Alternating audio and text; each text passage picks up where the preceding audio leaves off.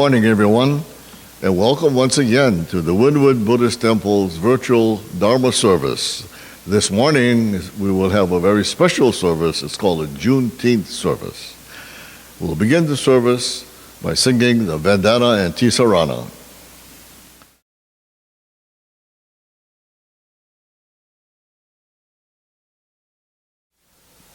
Namo tassa Bhagavato Arahato Samma Sambuddhassa. Homage to him, the exalted one, the enlightened one, the supremely awakened one. Buddham saranam gacchami, Dhammam saranam gacchami, Sangham saranam gacchami. I go to the Buddha for guidance. I go to the Dharma for guidance. I go to the Sangha for guidance. Namo Amida Butsu, Namanda, Namanda, Namanda.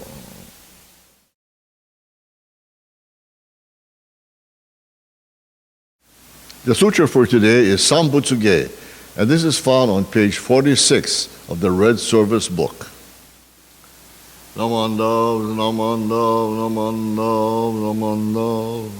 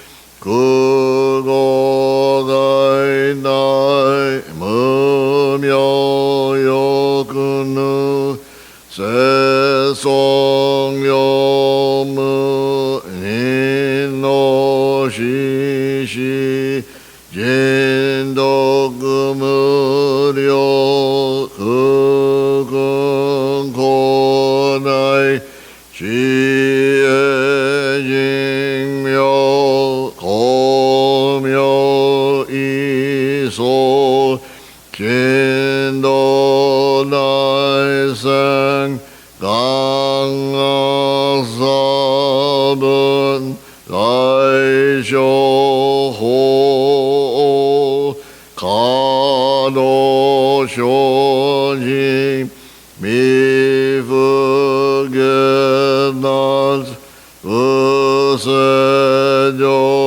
usedoi kaini shojin myose samai chie ijo ose tokumats fugyo shingan isai kugu isadayan keshi umats yaksen nogman muryo naisho shunyo ngonya kuyo isai shido shobut punyo guno kansho fuklyak hinyo gonya shobut sengai bufukage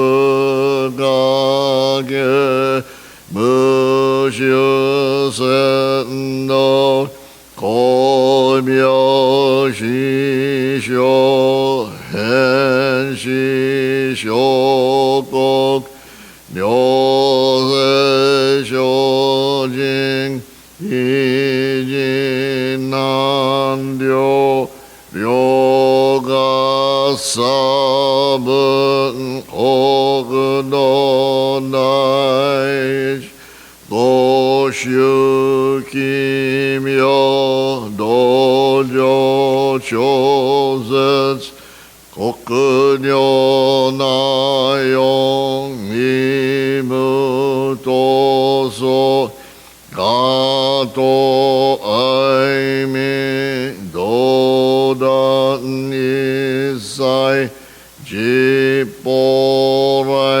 sho shinen shoujo ito ga kok Kerakuan kobun shingmyo zenga shingsho hotngang no hiriki shoshoyok jippo sesong chie mungye joryo shizong jinga shingyo geryo shingshi yokudokushu gagyo shojin ninju fuke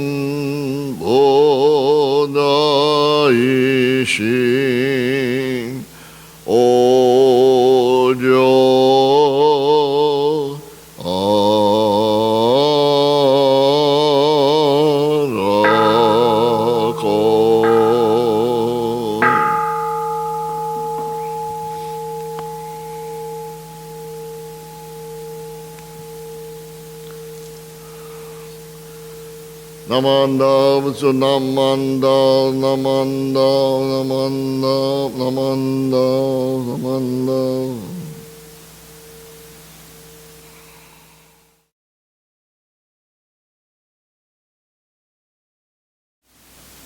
The recitation for today is the Creed number 2, and this is found on page 4 of your Red Service book.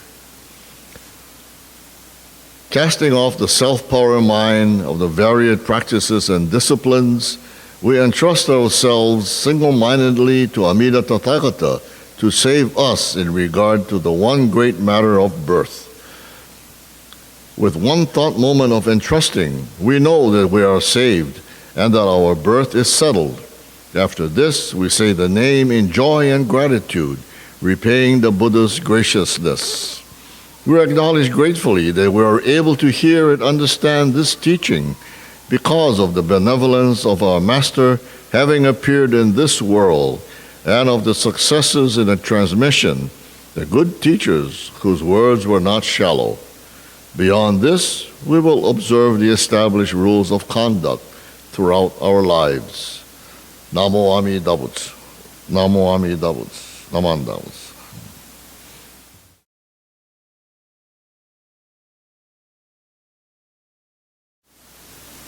Aloha. My name is Ed Young. I'm with the Hawaii Bahá'í community and also with the Windward Interfaith Ohana.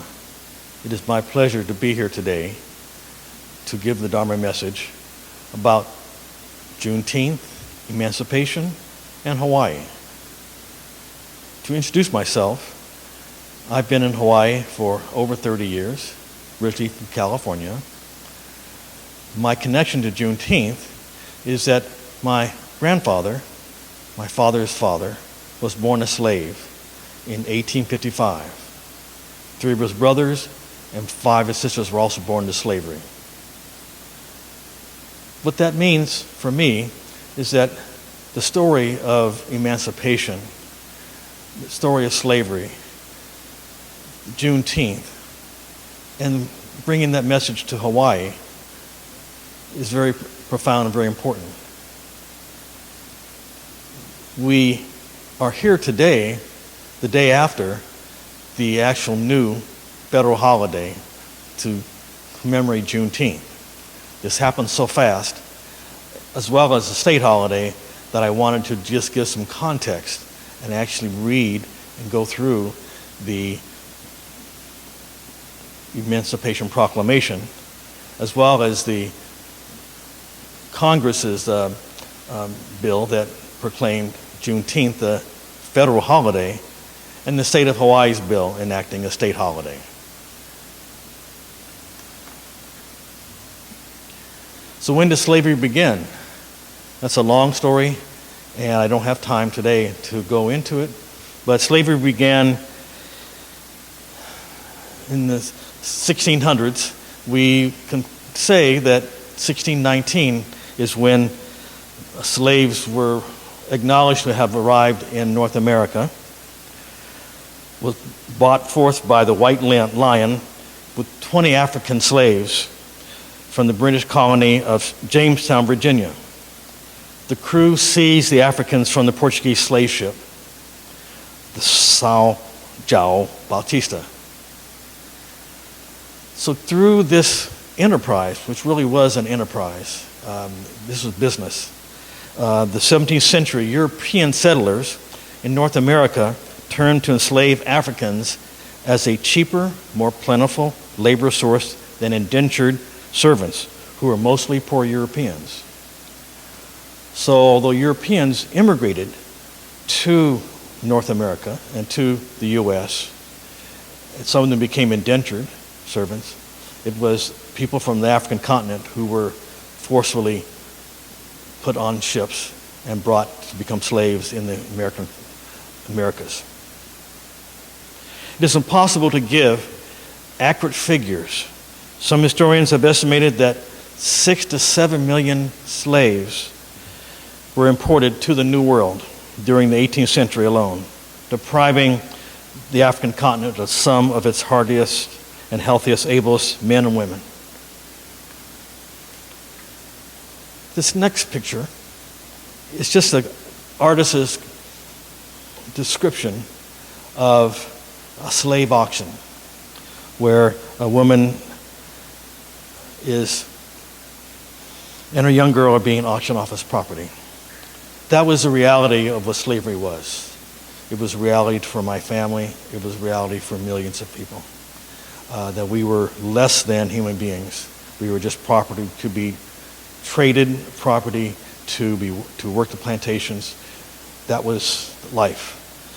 Emancipation was only a vision from biblical scriptures. So slavery was not universally agreed upon within the U.S. and the 13 colonies. In fact, slaves who were able to be free were able to be very productive. Now, only recently did I realize that the number of Africans, people of African descent, who were free from slavery in the North, including some of my relatives. I only knew about the slave part on my father's side because they were born in a plantation in South Carolina. But in reality, the picture for people of African descent is much more complex. I just learned that on one side of my family that my fourth great-grandfather came from France as a farmer, settled in Haiti. But then with the revolt by the native people of Haiti, 1791, he had to flee for his life with others to what became a armada of refugees to the ports in North America, the U.S., including Philadelphia, Charleston, Boston, New York. Not much is known about that since that was in the 1790s, but here are these people who were former slaves.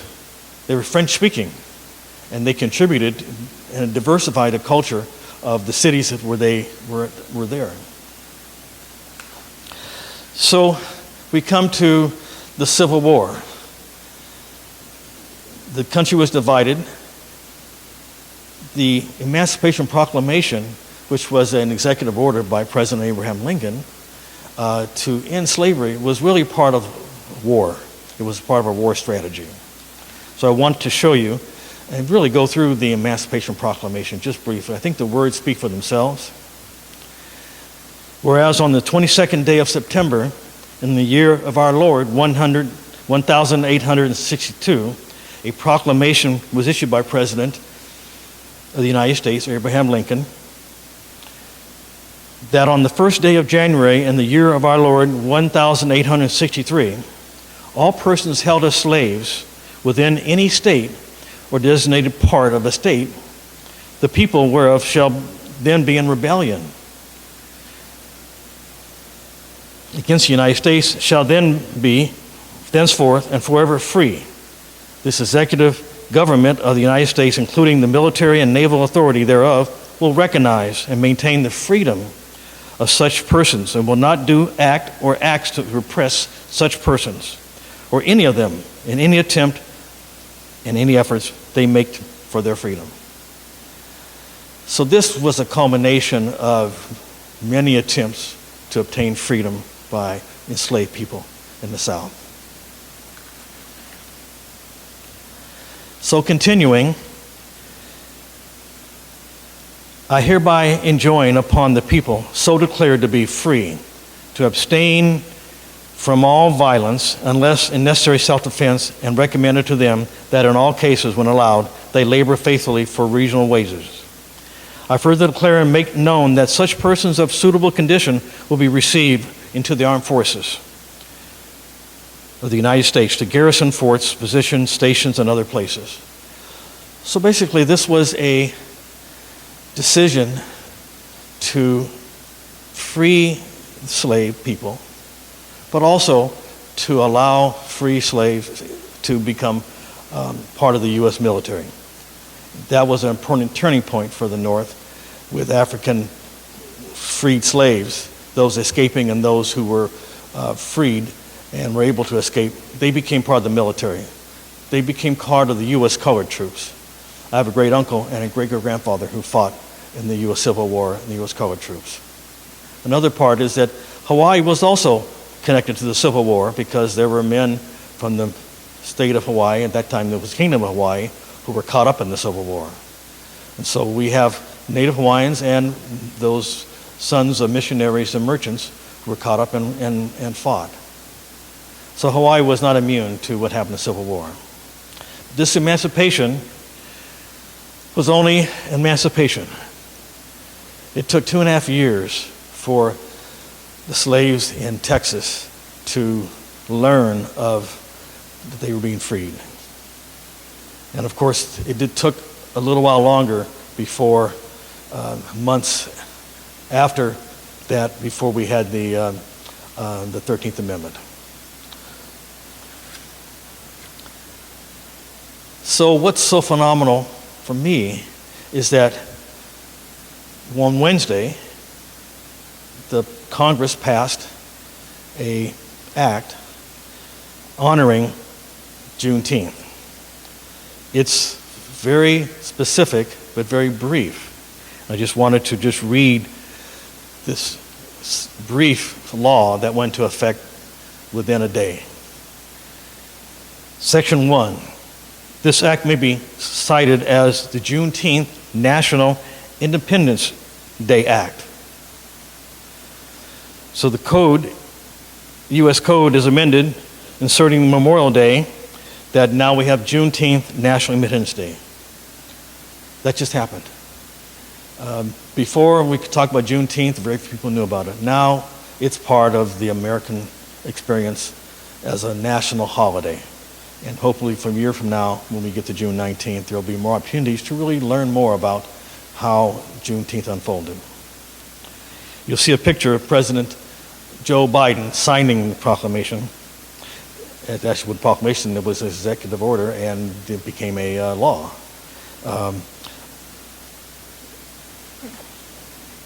So come from Washington, D.C. to Hawaii.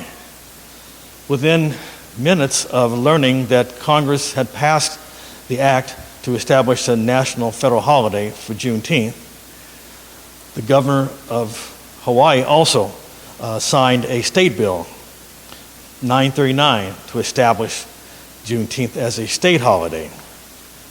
So I'll just read this because it has a little bit of information that I won't repeat about the Juneteenth. The legislature finds that Juneteenth, also known as Emancipation Day, Juneteenth Independence Day, and Black Independence Day, is a celebration of emancipation from slavery in the United States. June 19, 1865 marks the date that Major General Gordon Granger arrived in Galveston, Texas, and announced the end of the Civil War and the end of slavery.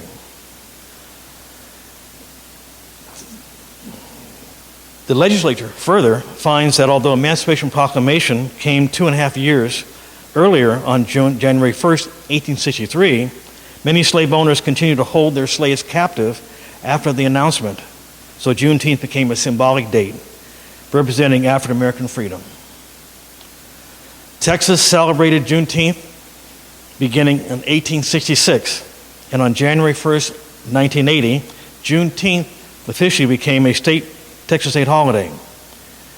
The legislature finds that although Juneteenth is not a federal holiday, although since that time it is now a federal holiday, most states and District of Columbia have passed legislation recognizing Juneteenth as a holiday or observance. So this purpose act is to establish June 19th each year as Juneteenth in recognition of the history and legacy of slavery in the United States and in honor of the significant roles and contributions of African Americans in the history of the United States. So what just happened? We just had a national federal holiday become established about Juneteenth, and we now have a state holiday. Although it's not a day off, it's a state holiday to recognize. That's, to me, very significant, and the fact that it's happened so quickly it's a moment for all of us to pause and reflect how we got here.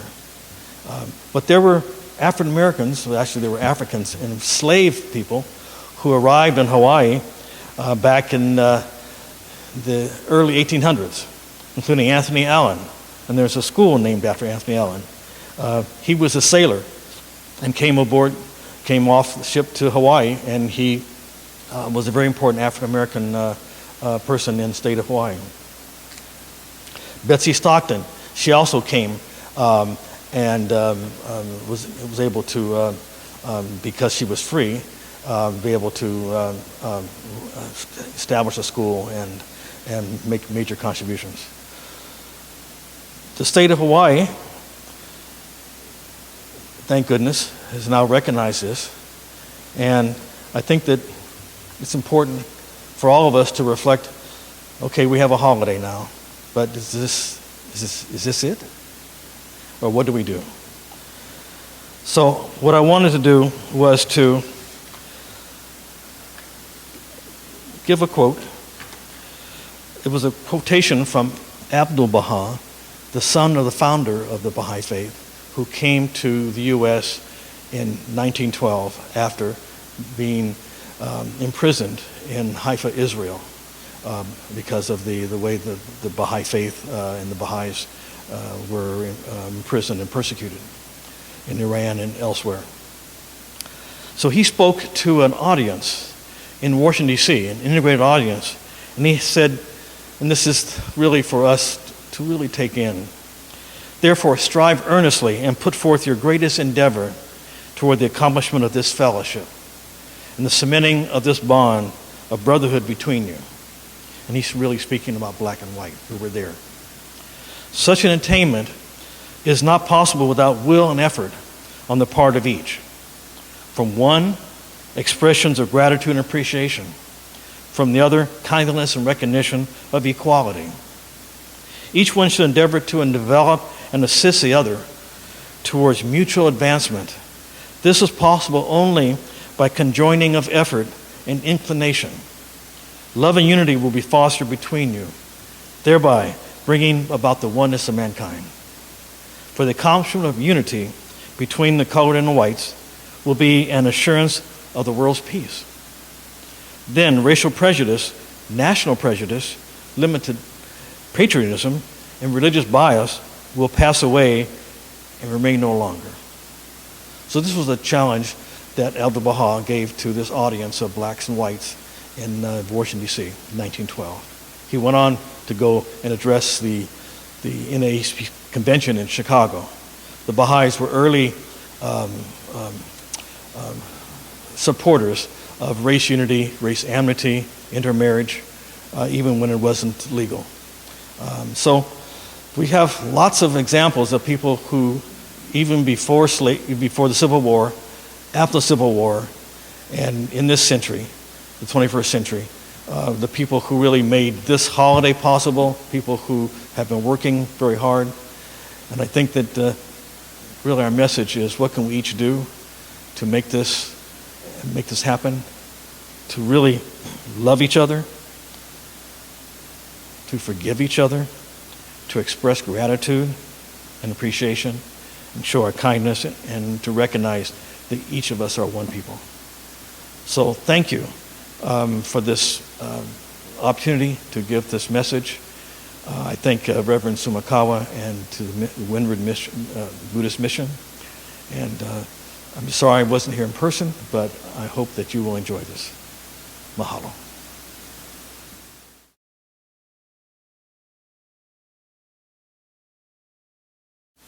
The Gatha for today is a Lotus Pure, and this is followed by the Nembutsu.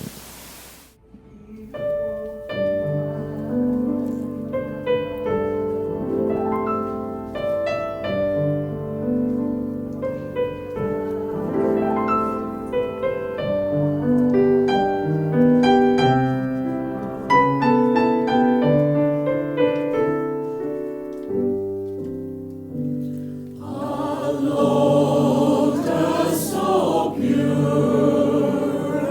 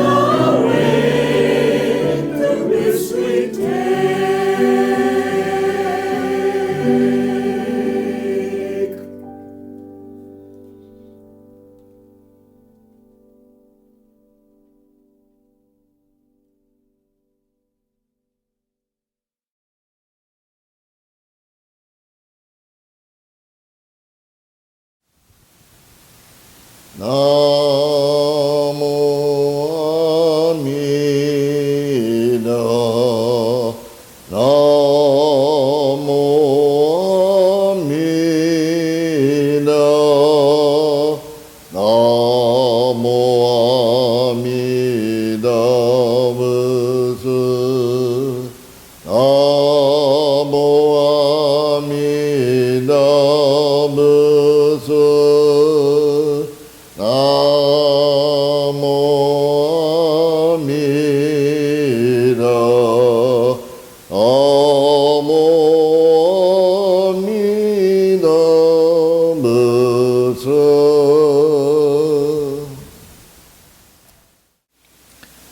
If one walks looking far ahead and pays no attention to the ground beneath his feet, he will stumble.